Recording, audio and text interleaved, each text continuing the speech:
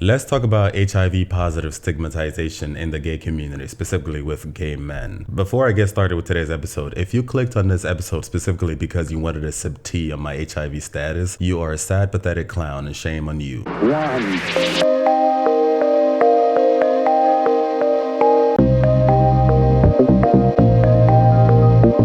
Today's episode is something that everyone could actually benefit from, but I wanted to pay attention specifically to two groups of people. Straight people who, unfortunately, for some weird reason, think that HIV and HIV AIDS is something that is a gay disease. Only gay people can contract it. And then secondly, the gay men who unfortunately discriminate and disrespect other gay men who are living with HIV or HIV positive. Like I mentioned earlier, it's unfortunate that even today in 2023, we have some people, some heterosexual people, unfortunately, who still think that for some weird reason, HIV and HIV AIDS is something that is only synonymous to gay men, even though the CDC has reported so many times that there are so many heterosexual people, men and women, who are living with HIV. And these are people who have self-reported. A lot of people don't even know their statuses. A lot of straight men, especially because of this idea that HIV is something that is only gay people can contract. A lot of straight men have never even been tested for HIV before. I've hung out with a couple of straight guys who a lot of times when they complain about whatever it is that they're going through, you know, some of those things could be signs and symptoms of early stages of HIV. And when I suggest, considering the fact that they are very sexually active, because this is what a lot of these straight dudes do, they talk about the P word all the time. So when I casually just recommend that, you know, why not go get tested? You know, it could have STDs, not just HIV,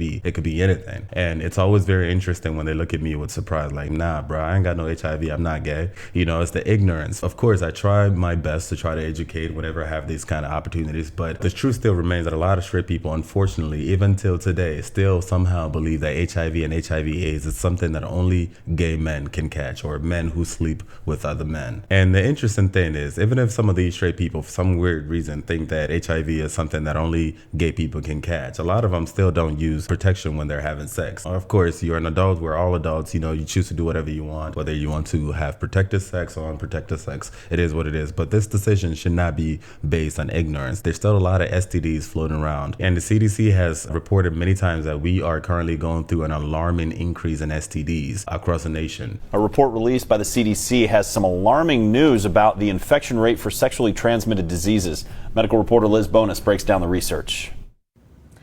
Hey there, hello to you. The rise in these sexually transmitted infections in the pandemic is now so high, the CDC is now asking for all of us to do our part to try and bring them down. Those testing for these infections say they're especially concerned about women who are pregnant and may not even know that they are infected. So they can be walking around with an infection that is going to affect not only their reproductive health, carrying the baby may have trouble, and then future fertility reasons.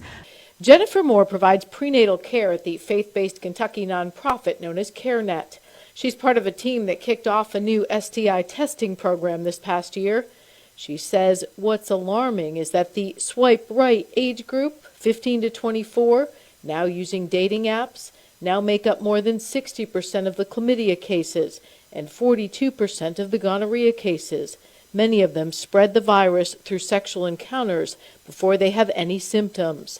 The newest data from the CDC shows even in this pandemic time, when cases were likely largely underreported due to less testing, since 2016, gonorrhea is up 45%, syphilis up 52%, congenital syphilis, which is when mom passes it to baby in pregnancy, is up 235%. And a lot of these sexually transmitted diseases and infections can really affect them long term. The CDC concluded we need more accessible point-of-care testing and more home testing to detect these STIs early and reduce the risk of people unknowingly spreading these to others. Some of these individuals have not received health care or even ever been tested for any sexually transmitted diseases or infections. So we're very concerned about sexual health and want to be on the front line to help intervene. Many health departments do offer free and confidential testing for these infections. If you're not sure, reach out to them. They can tell you how to make an appointment. I'm medical reporter Liz Bonus. Now back to you. And this often makes me wonder, a lot of these talks about baby mamas and baby daddies that we hear flying around all the time, the children that are born out of these wedlock relationships are only the physical signs that we see. Sometimes I wonder all the STDs that is being passed through all these people who are having multiple sexual partners. And I'm not here to judge. I just want to explain to a lot of heterosexuals that just because you think that you are straight and so therefore you are immune to HIV and HIV/AIDS, first of all, that's false. And also that doesn't necessarily mean that you are immune to other STDs. There's still a lot of STDs out there floating around. And honestly, I blame this on a lot of the misinformation that we have on sex or sexuality in general. Unfortunately, sex sells. And even though sex is a beautiful thing, I feel like this has become so commodified and only half of the truth about sex has been talked about. You know, we glamorize sex as though it's the best thing since sliced bread, which sex is a good thing. But the problem is that we're not talking about the dark sides of sex. And I'm going to be doing an episode on this particular topic in the future, breaking down why we need to start talking about sex as honestly and bluntly as possible, given the entire 9 yards as to everything that sex and sexuality entails, because withholding those information creates a lot more problems than good. But even without HIV on the table, there's still a lot of STDs that are so rampant out there that everyone, irrespective of your gender, your race, nationality, sexual orientation, everyone is susceptible to, especially if you're having unprotected sex. And one of them is HPV. A lot of people actually don't realize how very truly common HPV is. Actually, I believe the CDC did mention that a lot of people who are sexually active are extremely susceptible to HPV. A lot of people actually have HPV virus in their systems. New research shows the human papillomavirus is by far the most common sexually transmitted disease in the U.S. The latest statistics show HPV affects 45% of men under the age of 60 and about 40% of women. Certain strains of the virus are considered high risk and can cause cancer in the genitals and throats of men and women. Those strains are not as common. And then you have other STDs like herpes and syphilis. I remember the day that I learned about what syphilis does to your body when left untreated. It made my skin crawl and my jaws dropped. And of course, there's hepatitis, chlamydia, gonorrhea, and trick. And these are just some of the STDs floating around that everyone, irrespective of your gender, irrespective of your sexuality, sexual orientation, skin color, man or woman, everyone is completely susceptible to, including HIV. So just because you're heterosexual does not spare you from having any of these STDs. You're still susceptible to every single thing that I've mentioned today. Matter of fact, a lot of people actually don't realize this. A lot of these bacterial infections, STDs, are actually becoming immune to a lot of the bacterial medications that we have in the market today. For example, the CDC has reported so many times that gonorrhea has become the most resistant it has ever been to the antibacterial medications that we have in the market today. And I bet a lot of people don't even know this. Yet we still live in a society that promotes extreme sexuality without talking about the nuances of what it entails. Again, there's nothing wrong with sex. You know, sex is a beautiful thing. Like I said, I'm going to be doing an episode breaking down the entirety of sex. Sex is a beautiful thing. It is very natural to have sexual urges, sexual inclinations. There's absolutely nothing wrong with it. But I feel like misinformation has caused a lot of damage as opposed to good. So once again, just because you're heterosexual does not absorb you from all these diseases that I've mentioned, including HIV. You're still very much susceptible to it. Yes, there are a few people in the world today who are naturally immune to HIV.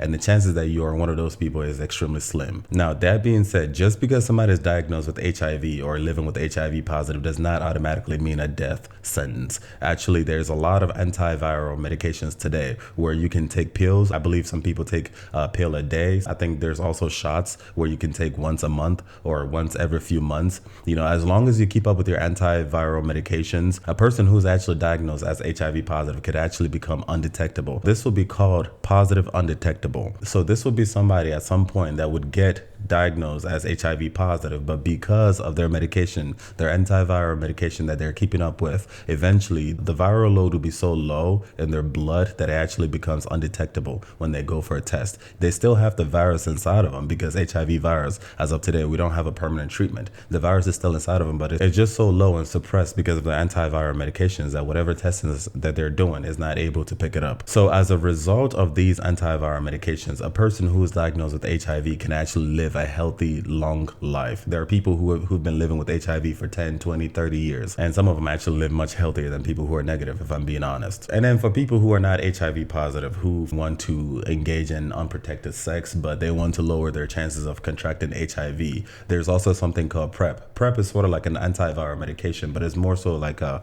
prophylaxis. You take it once a day. So the science behind PrEP is that when you take PrEP consistently as prescribed by your doctor, you would be extremely less susceptible to contracting HIV from a partner who is positive. Of course, a lot of the doctors and the nurses will warn you that PrEP is not an airtight prevention for HIV, and of course you should always practice safe sex by using condoms. And also PrEP does not prevent you from catching some of the other diseases like the ones that I mentioned earlier and a whole bunch of other things. You're still very much susceptible to every STDs out there if you are having unprotected sex, unless of course you have some form of other prophylaxis or you have some type of vaccination to prevent you from catching some of these strains of diseases. And of course doctors and the nurses will warn you that even though PrEP is there to help reduce your chance of getting HIV, it also has side effects. It could be a situation where it could affect your liver or your kidney. So this is why a lot of times when people get on PrEP, they usually go back for a routine testing, usually every 3 months or something like that, so that the doctors can monitor to make sure that they're not having adverse side effects because of the medication. And yes, of course, like I said earlier, prevention is best, but just because a person is diagnosed with HIV does not mean that that is a death sentence automatically. There's help out there. There's antiviral medications out there. And matter of fact, a lot of people actually don't realize this. It's actually very difficult to catch HIV because of how small the virus is. And also one of the things that increases your chances of contraction is your mode of contraction. So which means that there are different risk behaviors that increase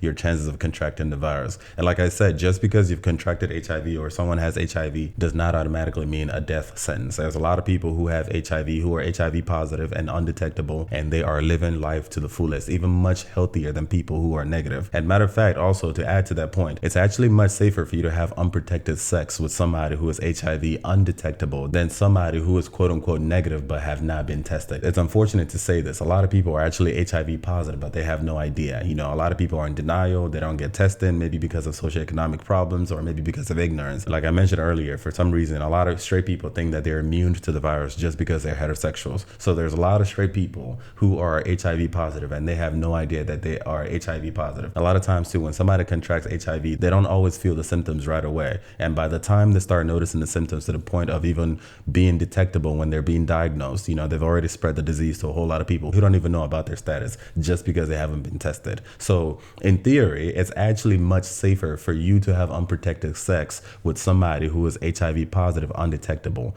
than with somebody who is quote unquote negative but have not been tested. Now, I want to go ahead and segue to one of the many reasons why HIV is most prevalent within the gay community, especially with Black gay men. This is a struggle that I've come to realize that a lot of straight people have no idea. You know, all throughout my life and all throughout my travels, I met a lot of straight men who struggle with some type of self-image. You know, maybe because they're not tall enough, maybe because their tool is not big enough, maybe because they're not rich enough. There's always something. But at the end of the day, a lot of these straight men, not to dismiss their struggles, but from my perspective, their struggles are usually very surface level compared to the struggles that a lot of gay men, especially Black gay men, even most especially a lot of Black gay men from African countries, African and Caribbean countries have to go through. But the sad reality is this: there comes a time in every gay man's life where we question the validity of our existence. And this trauma is brought upon by a disconnection from who we are as queer people, which is our reality, compared to the illusion of who society tells us we ought to be. And of course, oftentimes this disconnection is being reinforced by religion and ridiculous social systems like patriarchy and heteronormativity. That disconnection from who we are and who society tells us we ought to be, reinforced by religion and social systems that don't serve us,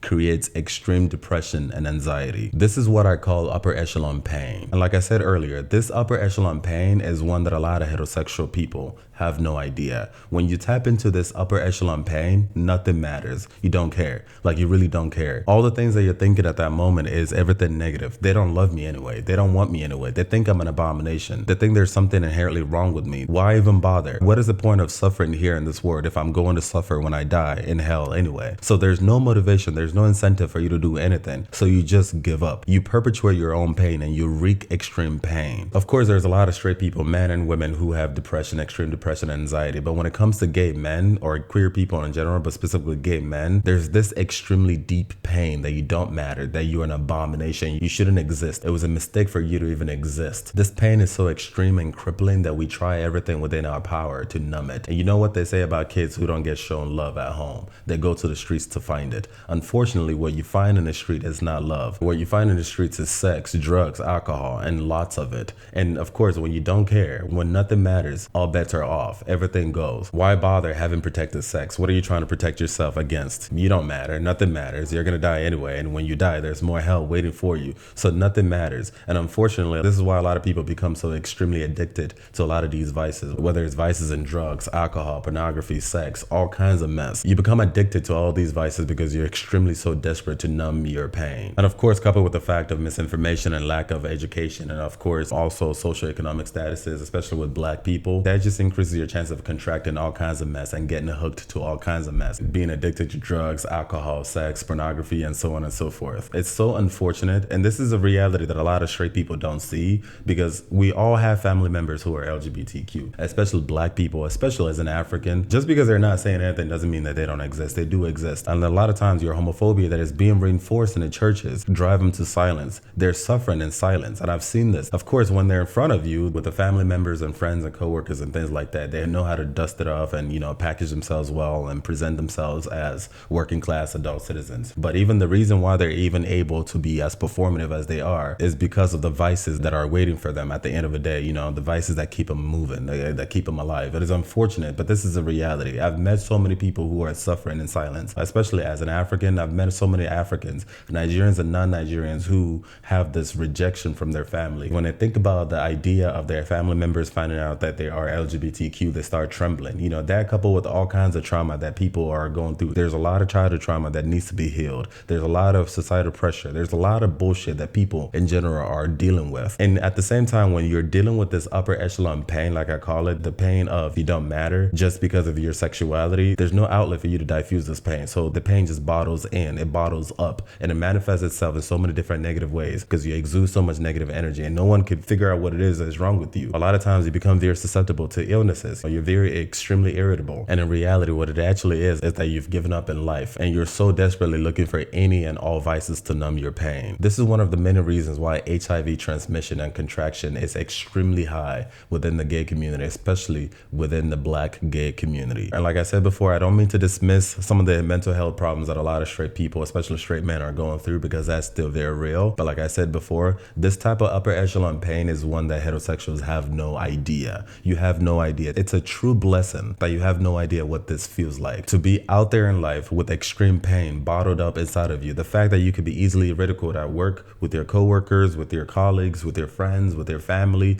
The fact that you don't have an outlet to even open your mouth and say, hey, I want a boyfriend, or I want a girlfriend, or how can I get a girl? How can I get a boy? These are privileges that a lot of straight people have. A straight man may be comfortable talking about his girlfriend or his sexual escapades or something about his wife or whatever it is that is in alignment with heteronormativity. At least for that straight man, that is some type of avenue that he can let out some steam. But the gay man, especially the one in the closet or the DL ones, they have none. They have no avenue whatsoever. And a lot of that pain is bottled up inside, on top of a whole bunch of things that they have been running away from or dealing with, like childhood trauma and all kinds of mess. And you just wanted to stop so bad. Now, to the gay men who are HIV negative, or they think they're negative because a lot of people just don't get tested, who also unfortunately disrespect and discriminate against gay men who are HIV positive or living with HIV. This is what I'm going to say to you. Remember the very first time that you went to go get your HIV testing, because we've all been there. Imagine that result that day didn't come out to be negative but positive instead. What then? Would you like to be discriminated against? Would you like to be disrespected? Would you like to be overlooked? Would you like people to think that your life is over? Would you like people to think you're at the bottom of the barrel? Would you like people to expect you to just roll over and die? I bet you wouldn't. Then why are you doing it to somebody else? Get tested and know your status. Prevention is always better than cure. But if you happen to be diagnosed as HIV positive, it's okay. It is not the end of the world. Talk to your healthcare providers. There's treatment out there, and there's also mental health advocacy out there. You are not alone, and it's not a death sentence, nor is it a basis to be disrespected and discriminated against. My philosophy is this: as long as we are all breathing, every single one of us, we all deserve an equal and equitable opportunity to maximize our potential in this thing called